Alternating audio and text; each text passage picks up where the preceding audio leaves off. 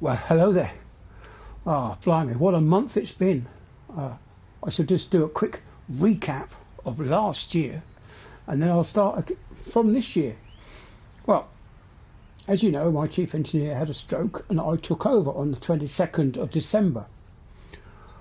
That wasn't too bad. That half of my time as chief engineer. The trouble started in the next year.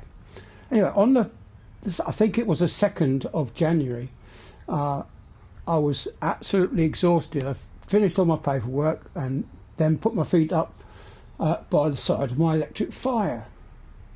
The temperature in my cabin at the time was 12 degrees, so it was pretty chilly. Anyway, so I put my feet up.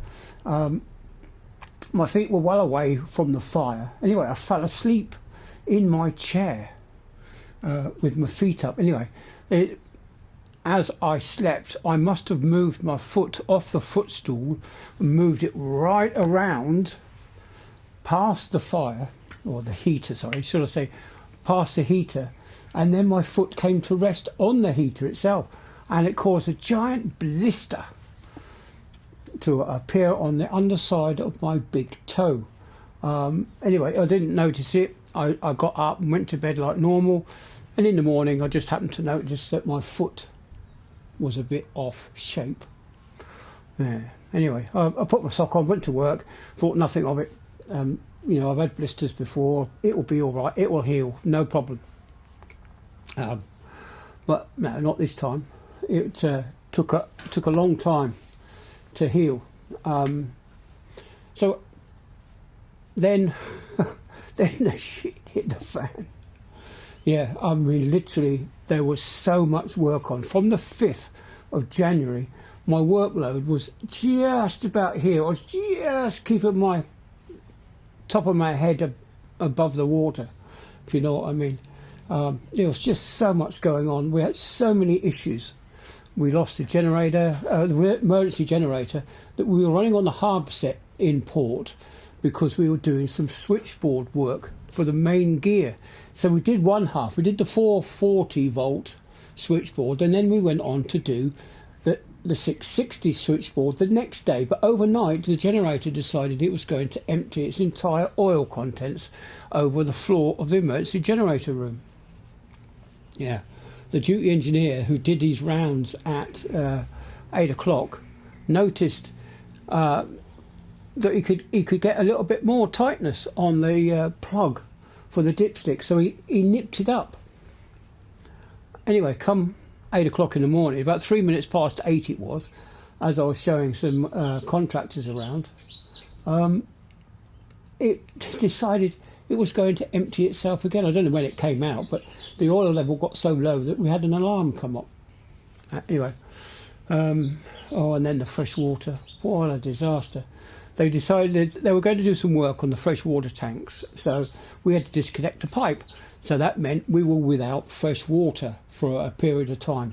Anyway, we tried to re-establish the water once we'd finished, but the water level was so low in the tank we couldn't pick up suction again. It was just too much for the pumps to draw that much water up and into the system.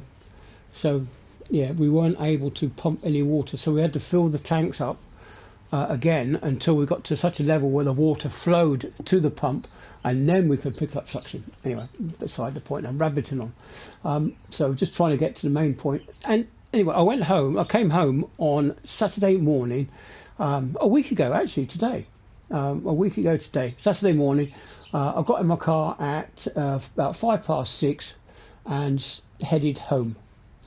Got home and my wife says, let's have a look at this foot of yours then. Yeah. Anyways, took one look of it and said, right, you're going to the hospital, come with me. Anyway, so she took me to Brownsholme Drop-In Centre. Not the nicest place to go, but anyway, I got there and triage didn't even look at my foot. Nothing, not even looked at it. So anyway, 6 hours later, I finally get to see someone who then says, you're going to the hospital, right? You'll need a drip. So they sent me to the hospital on Saturday night, and I was there until Friday afternoon. Yeah, they put me on an intravenous drip for my big toe. My big toe had got infected, and the infection had gone all the way up to above my knee. Yeah. Anyway, while I was in Brownsholme, I developed a cold, a rather nasty head cold and cough. I could tell I was catching something while I was in there because the back of my eyes started to burn, and then the back of my throat started to burn. So I knew I was coming down with something. Anyway, so I was admitted on Saturday night to the hospital. The next day, the doctor came round and says, "Oh, you should be on intravenous drip by now." So he had to order that straight away. And he looked at my foot and says, "Oh, looks like you're going to lose your toe, mate." Anyway, the next day things had changed a bit. The antibiotics had started working. The inflammation in my foot had started to come down. And then they came round again.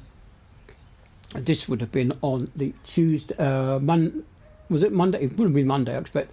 They all woke up a bit more on Monday and came around and had a look, started feeling my foot. They said, "Oh, you don't seem to have much of a pulse, so we're going to book you in for an angioplasty," which means that they put a device in the groin and they push this thing all the way through down to your veins to see which ones were blocked. Anyway, they found out that I do have a blocked artery in my left leg just below the knee. I have had wounds there before, injuries, so there may have been something to do with it.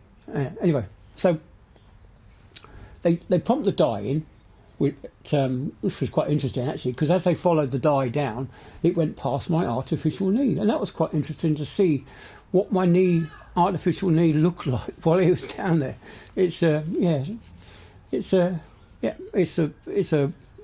I don't know what the material is, but it's a metallic knee, and it looks good to me, but I wouldn't know what I'm looking at anyway.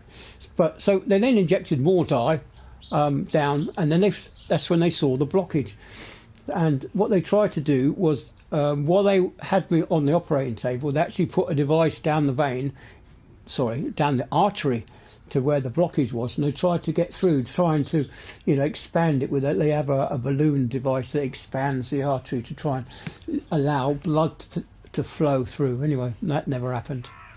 They couldn't get it through. It's just completely blocked. So anyway, I'm back home. Hospital. Hospital is not the best place to recover from anything, really, because the minute you say, "Oh, I'm just going to shut my eyes," they wake you up and say, "Oh, we want to take your blood sugars." Okay, so you start nodding off again, and they come around and say, "Oh, we need to take your blood pressure, and we'll take your pulse and your blood oxygen as well."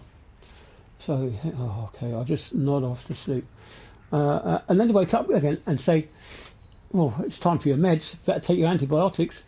And then you think, "Oh, all right, I must get some sleep now." And then somebody starts snoring, or somebody starts calling the nurse, and then you think, "Oh, okay, now that's quieting down. I'm going to go to sleep, get some sleep now." And then someone says, "Do you want a cup of tea?" And you go, "Oh, yes, please, I'll have a cup of tea." So you sit up in bed. So that's 2 hours you've not got any sleep, and it's getting on. And then once you do get to sleep, the whole sequence starts again.